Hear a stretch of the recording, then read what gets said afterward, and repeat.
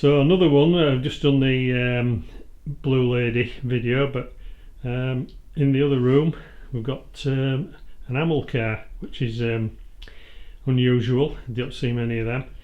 Yes, so it's an Amilcar chassis and axles with a 2-litre AC engine, right, and a Godfrey K200 supercharger on the front of it. So it's fast. Yeah. It's blinking fast.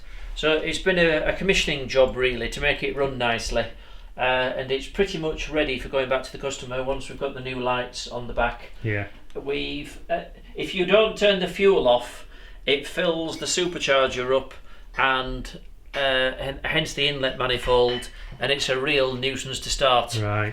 And that was the basic problem with starting. We had to tip the fuel out. Yeah. And then we've had all the brakes off and made sure the seals were moving and not seized. The fuel tank was rattling. Lots of little jobs that are written on the invoice, but I can't remember them all. But anyway, it's a gorgeous thing. It's got an Alvis 1250 gearbox. Right. Twin fuel pumps. The steering wheel's a bit odd. It's got a brass rim on it, which I'm not quite sure about myself. But anyway. It is what it is. Yeah. Built in Australia and then imported into this country. Right. So lots of Bugatti-esque features, like the dashboard there with rivets round and engine turned. Yeah. Beautifully built thing, it really is, and it goes like the absolute clappers.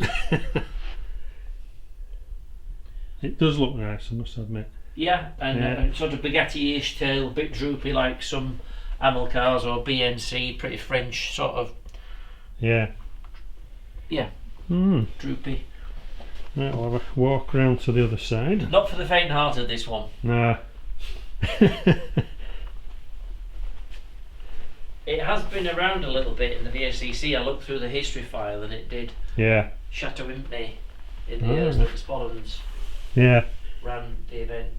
So there we are. Yeah, the blower's under there with a big SU carburetor on it. 2 float chambers, all the right bits. Yeah. Yeah, looks good. Yeah. Right, so there we are. It's just a different one that's in at the minute. So hope you enjoy this one as well. Okay, thanks for that. Cool.